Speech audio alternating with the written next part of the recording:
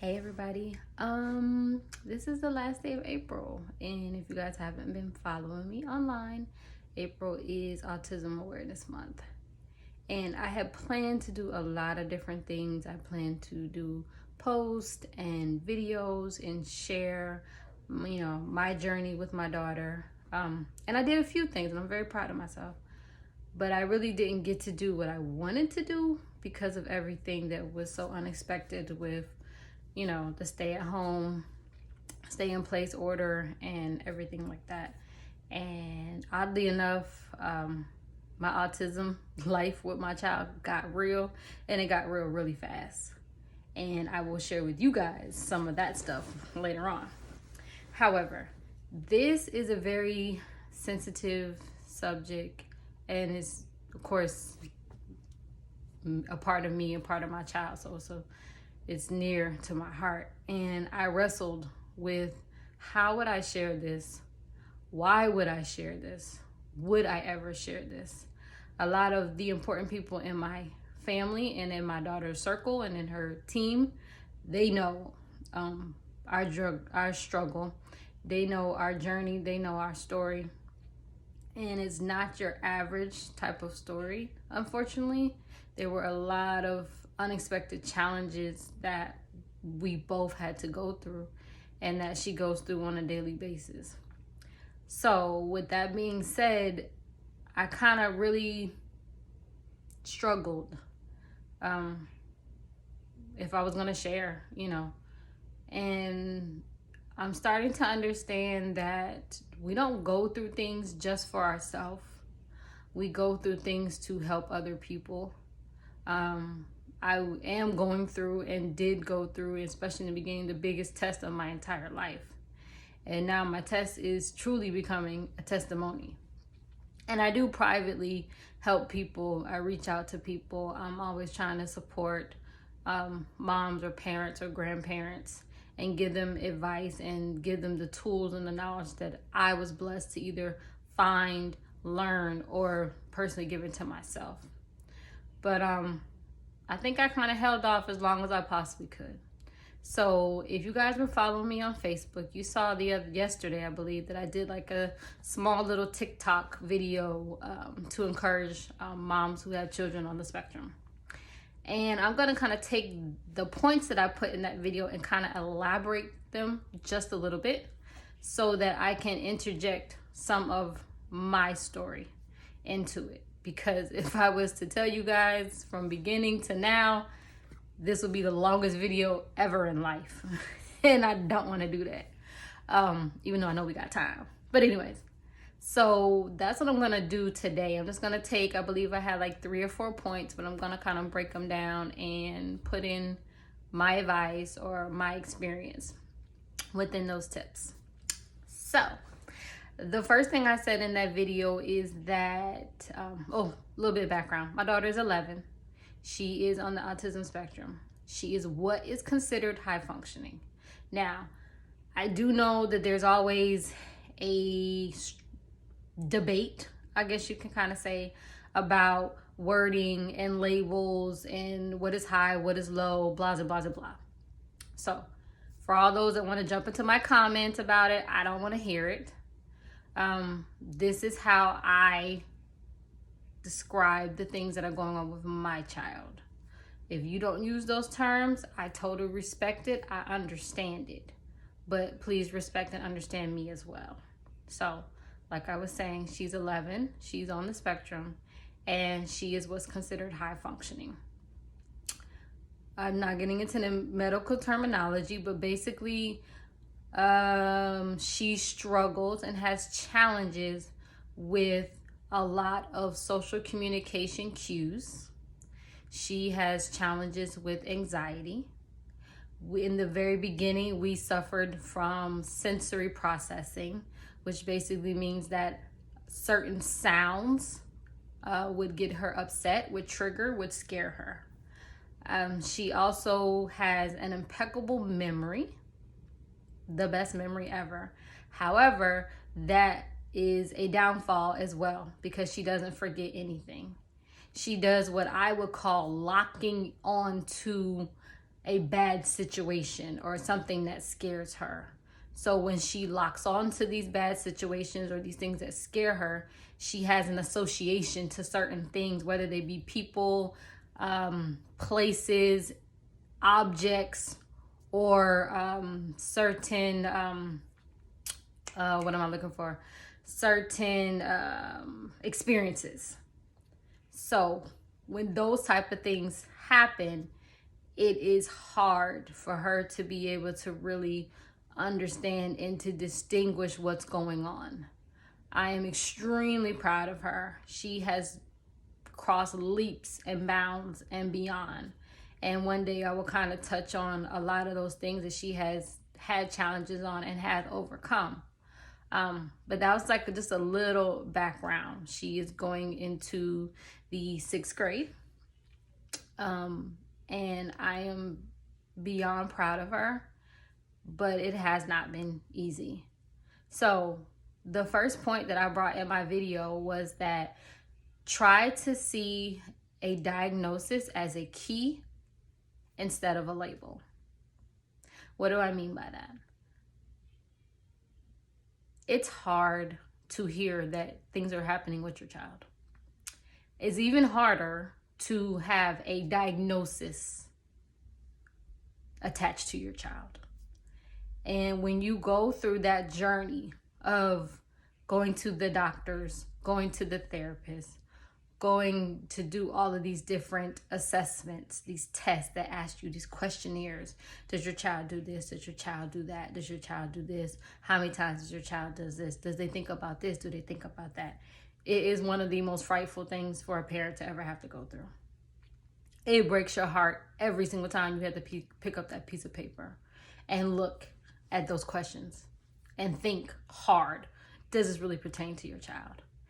It breaks your heart to sit into an office with somebody and they're asking you all of these things and you are explaining the struggles that your child has. Sorry. However,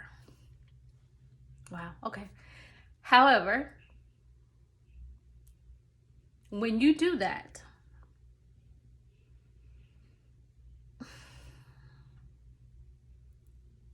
it becomes the best thing for your child. You have to put your feelings aside. Let the denial go. Stop letting the fear cripple you. And push and knock and call and make the appointments to get that diagnosis. Because that diagnosis, if it's looking what it is, if it's a duck, if it quacks, whatever they say, if it's looking like what it is, find acceptance and then get your diagnosis. Because that is truly your biggest key.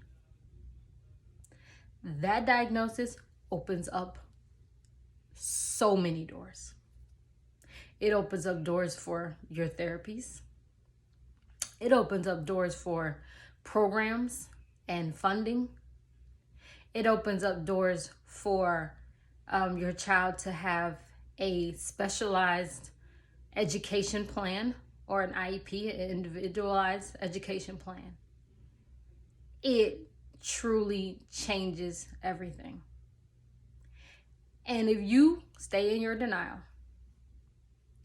and if you stay in that fog, and you say to yourself, oh, it's a behavior thing. Oh, they'll grow out of it. Oh, not my child. You hurt your child. You hold them back. But 2, you will get no help. None. Your pediatrician will not help you because they don't understand or they don't have a diagnosis. They don't have this piece of paper that states that your child has these challenges and these are the reasons why they have these challenges. So, your diagnosis is your key. do not let the thought process of it being a label, and nobody's going to label my child, and my child is not going to be labeled, stop you from getting what your child needs. The second thing is push the supports. What I mean is, when you get this diagnosis, like I said, it opens up doors. You will have access to so many different things. My personal advice, what I would suggest, is that whatever your child qualifies for, you do your best to get it for them. In the beginning, the therapies will seem like it's not working. It will seem sometimes pointless. Sorry, just being 100% honest. It will be intimidating. It will be confusing. It will sometimes be maybe embarrassing. And you will feel like, I don't want to go jump through these hoops for nothing. I'm wasting my time. But you're not wasting your time.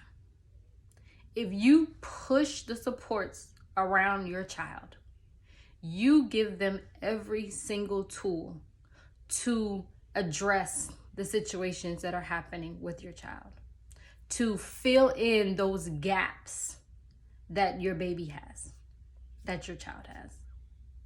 And eventually, one day, things will start to click.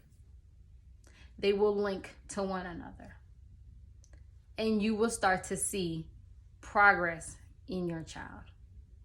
You will see, oh my goodness, they're not doing this. Oh my goodness, we just walked through a store and nothing happened. Oh my goodness, they're able to communicate a lot better. They're able to express what's going on. And you will start to learn more of your child. Because those therapists, they will be able to see your child from a different angle. And they will be able to tell you, oh, what he or she is doing is because of blase, blase, blah. If they're fidgeting, that's their anxiety raising up, mom. If they're pointing to something, if they are having trouble writing, this is the reason why they're doing so bad in math, mom or dad, or, they don't know how to properly hold their pencil. They don't know how to properly do certain things. Because from my experience, sometimes our autism is invisible. And what I mean by that is it looks like other things. So sometimes it's hard to determine what is really going on. It's hard to figure out, oh, well, that is the reason why she's not doing this. Oh, that's the reason why she doesn't understand this. Oh, that's the reason why she doesn't want to do these things. Because it will look like something else. So if you push all the supports around your child, I'm not going to lie, it's not going to be overnight. It may take some months. It may take some years. But eventually, all of those supports, those pieces, those missing pieces, those techniques, those thought processes, they will start to get it. It will all click. And they need that the most. I fought hard to get my daughter all the supports that she needs. I still fight hard. Because I know that I am not enough. I know that she literally has a team. And in the beginning of our journey, she had a huge team in a sense. She had a psychologist. She had a speech therapist. She had an occupational therapist. She had a counselor. She had a behavioral counselor. She had all of these people in her life to build her, to strengthen her, to understand her, and to sometimes reprogram her. So make sure that you do your best to get the supports, because that's what they need the most. The other point I had was find your tribe. Finding your tribe is basically finding that inner circle, the people who understand you, who are willing to listen to you, who get what you're going through. It's scary and it's lonely at times. Even when you have amazing people in your life who love you and love your child and they want to be there for you, sometimes they don't know how to. And sometimes they just don't understand. They don't get it. And that's fine. Everybody's not going to always understand. But when you find your inner circle, it helps you so much. It helps your child so much. And it puts things in perspective. So look for a support group. Look for, lean on your best friend, your loyal family member, anybody that you trust to be vulnerable with and who you know is going to really have an open mind and a kind heart. I have an amazing online support group. I have a physical support group as well, but I really are with them more online. I have amazing family. I have my rock, and she knows exactly who she is. And I meet people. I meet other moms, I meet other dads, I meet other grandparents, because sometimes we feel like this is only happening to us. Why my child? Nobody goes through this. And walking through our journey, it was so many people like, oh my God, me too. Yes, my daughter. Hello. Yes, my son, my grandson, my cousin, my nephew, you don't know. But when I meet them and we talk, whether we talk for 5 seconds or we talk for an hour or we stay connected or we don't, it helps. It does something. It lets you know that you're not alone. You're not going through these things. It also puts things into perspective, because there are some babies out there, there are some kids out there, their challenges are a lot more challenging, and their parents are beyond superheroes in my eyes. And they go through so many different things and so many different challenges. And it's heartbreaking, but yet you fight for you, and then you start fighting for them.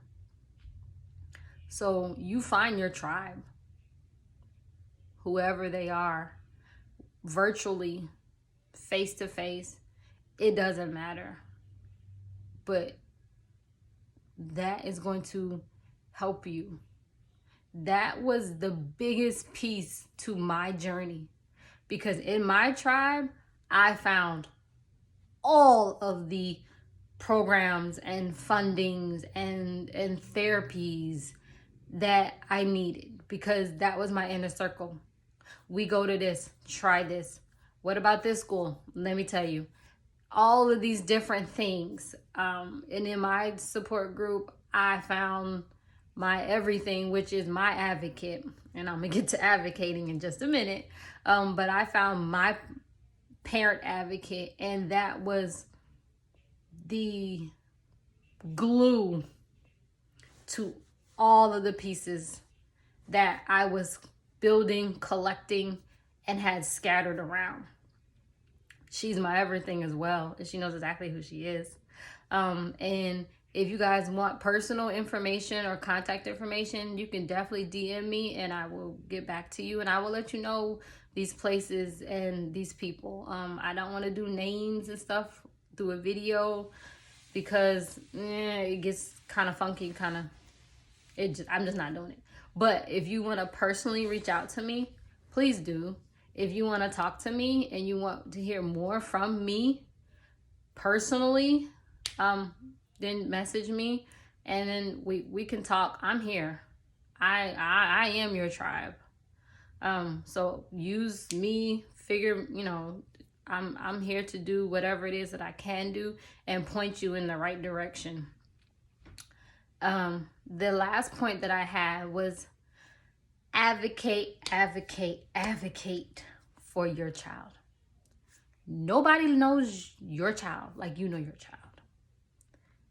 That is the biggest thing that I had to learn. My personal experience growing up, yes, we know that our parents advocate for us. Our parents fight for us, they support us, they ride for us. However, it's not a term that is not used very often, I feel, until you enter into that special needs community. Because you become literally the mouthpiece for your child. Whether your child can speak for themselves or whether they're nonverbal and they can't speak for themselves, you become the mouthpiece for your child. You teach and show and watch over to make sure that your child gets everything that they need, that they are treated fairly, that they are understood, and that they are respected. That's it. That's pretty much how you advocate for your child. Mind you, you don't have to like me, and you don't have to like my child. Personal experiences. However, you will treat them with respect. You will do what you are supposed to do by law.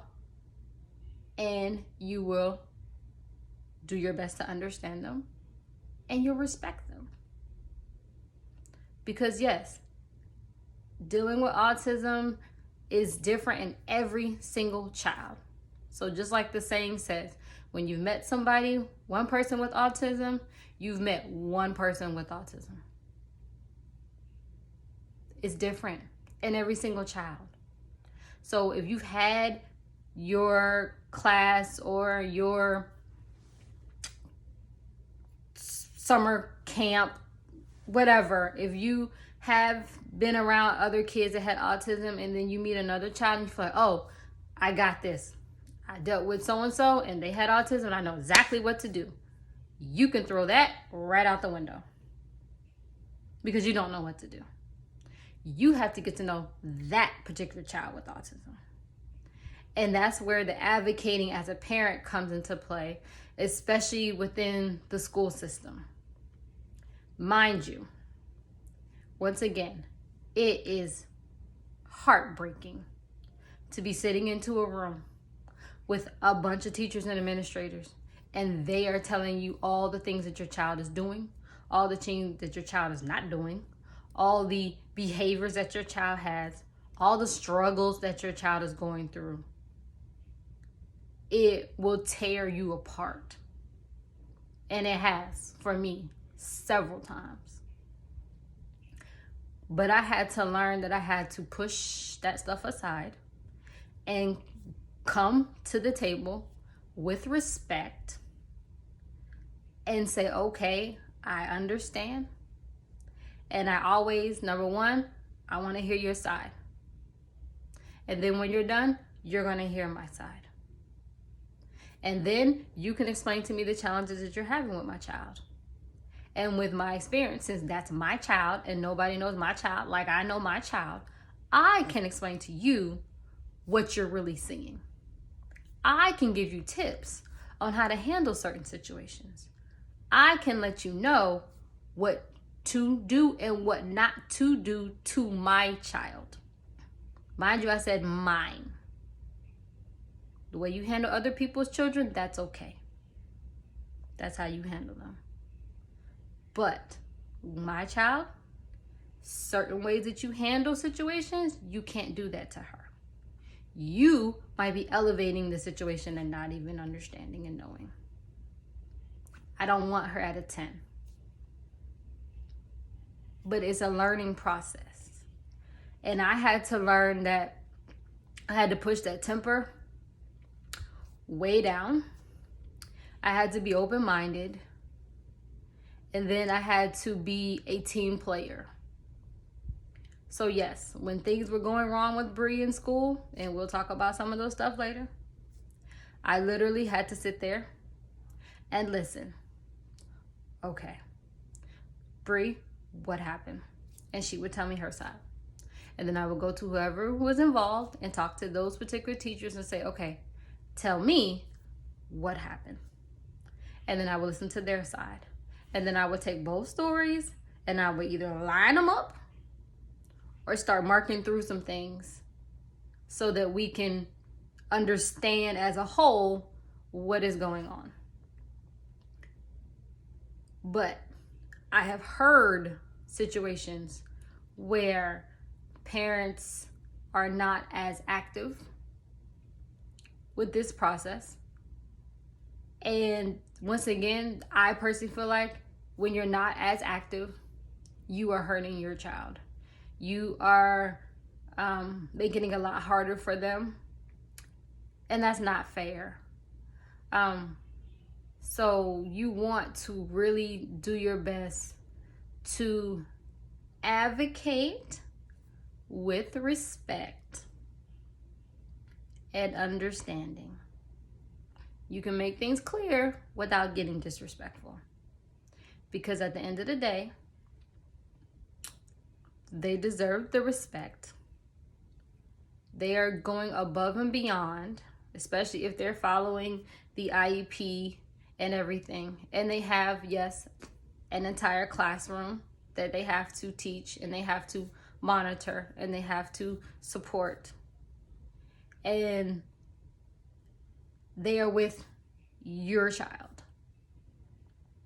So, but never feel that you don't have a say.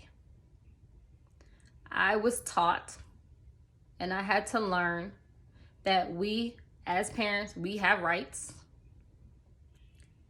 and we hold the key in this situation.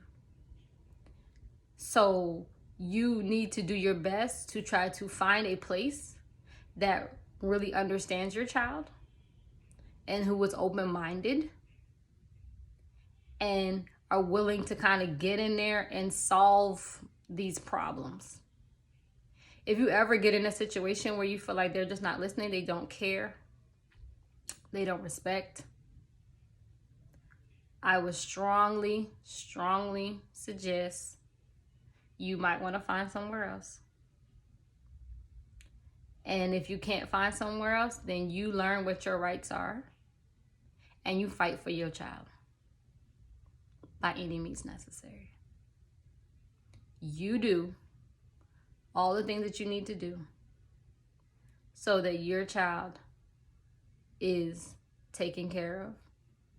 Because like I always say, with my daughter, she has enough that she deals with on a daily basis. So whatever I can try as her mom to eliminate, I will. Sometimes it goes smoothly. Sometimes it does not. However, if it needs to be done, we're going to get it done.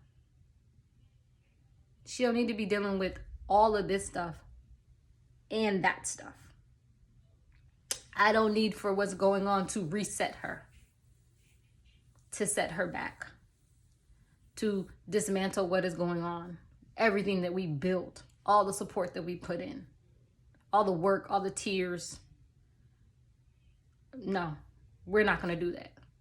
So when I can figure out a game plan and really get in there and help things along, I'm going to do it.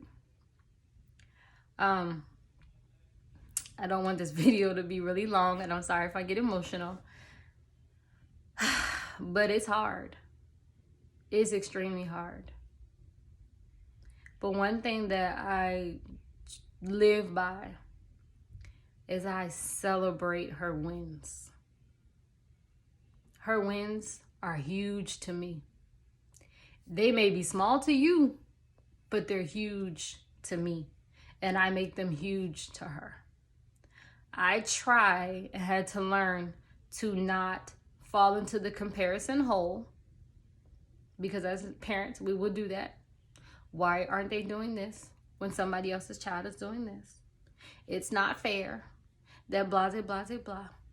I wish my child would be more like blah, blah, blah. I don't do that anymore. My daughter's race is her race and her race alone. And her wins are huge. And we celebrate them. I try not to get focused on the small things that, sorry to say, that can sometimes be kind of pointless. I want her to be successful in the day-to-day struggles that she has. So if she has been sitting in class all day long with no meltdowns, that's a win. If she is able to go to her gym class and participate with her classmates, that's a win. If she's able to do her homework without any meltdowns, if she's able to take a test, not ace high on the test, but sit down and be able to take a test, take an assessment, without any anxiety, without any meltdowns, that's a win. Those are our wins. Those are what our wins look like. If she's able to be in certain places that she was never able to go into, go to a concert, go into an arena, go to different stores, and we don't have any problems, those are our wins. That's how I celebrate my daughter. Because to me, that's worth gold. Because there were times she wouldn't be able to do any of that. None of it. And I'll probably do another video kind of explaining the sensory part. But yeah, she wasn't able to do all of those things. So for all the moms and the dads and the family members and the grandparents who have an amazing son or daughter, little boy, little girl on the spectrum, you're doing an amazing job. And if you need any type of help, please find it. Don't be ashamed. Don't be embarrassed. There's always someone or some circle or some organization that can help you. And I really hope that this kind of blesses somebody. Because like I said before, it was something that I've held in for a very long time. And I actually got an opportunity to do a podcast with a really, really great friend of mine. That's going to explain a little bit more about my side, how I dealt with things emotionally, and my perspective on my journey. And I believe that's going to air May 9th. So when I get the link, I will definitely post it on my page. I thank you guys for your time to sit here and kind of hear my side, my understanding of things. I hope that I made sense enough. And I hope that you guys are taking care of yourself while we're dealing with what we're dealing with. And for all those moms and dads whose babies are going through a lot, dealing with the unexpected change, the no routines, the no schooling except for being homeschooled, stay strong. Stay strong. Don't beat yourself up. Do what you can do. And what you can't do, don't worry about it. As long as your baby's safe, hey, don't worry about it. So I hope you guys take care. And if you want to hear more about our journey and see more videos like this, then let me know. I got time. Bye.